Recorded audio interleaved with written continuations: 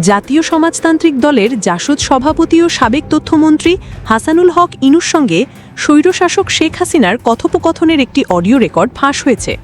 রোববার ১৭ আগস্ট প্রবাসী সাংবাদিক জুলকারনাইন সায়ের তার ভেরিফাইড ফেসবুক পেজে ৫ মিনিট ৩৪ সেকেন্ডের অডিওটি ফাঁস করেন। এতে হাসিনাকে ইনু বলেন, এই সুযোগে জামায়াত শিবিরের মেরুদণ্ড ভেঙে দিন। গত বছরের ৫ আগস্ট ছাত্র জনতার অভ্যুত্থানে শেখ হাসিনা প্রধানমন্ত্রীর পদ থেকে পদত্যাগ করে ভারতে পালিয়ে যান।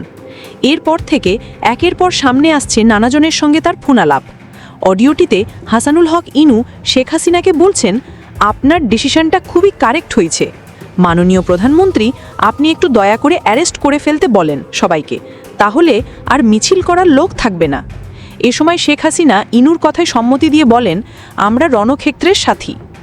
এরপর ইন্টারনেট চালুর আহ্বান জানিয়ে ইনু বলেন, ইন্টারনেট চালু করতে বলেন, এটা আমাদেরই কাজে লাগবে, কারণ আমরাও সমস্যায় পড়ছি। যদি ইন্টারনেট থাকে তাহলে নিউজ দিয়ে মিডিয়া ফ্ল্যাট করে দিতে পারবো। জবাবে শেখ হাসিনা বলেন, কিভাবে ইন্টারনেট চালু করব? ওরা ইন্টারনেট পুড়িয়ে দিয়েছে, ইন্টারনেট আমি আর চালু করতে পারবো না, অন্য সরকার এসে করলে চালু করবে। ইনু বলেন, বাংলাদেশে আর অন্য সরকার আসবে না। জামায়াত শিবিরকে ধরার পরামর্শ দিয়ে জাসদ সভাপতি বলেন, জামায়াত শিবির আবারও এক্সপোজড হয়েছে, এই সুযোগে তাদের মেরুদণ্ড ভেঙে দেন। ইনু পরামর্শ দেন শিবিরের তালিকা করে সবগুলোকে ধরে ফেলতে, তাতে সায় দেন শেখ হাসিনা। এর আগে ইনু বলেন, এখন পর্যন্ত যা সিদ্ধান্ত নিয়েছেন তার সবগুলোই ঠিক আছে।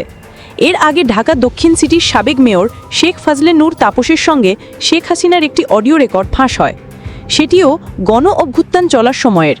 এরপরই ঢাকা দক্ষিণ সিটির সাবেক মেয়র ফাজলে নূর তাপসের সঙ্গে শেখ হাসিনার অডিও রেকর্ড ফাঁস হয়।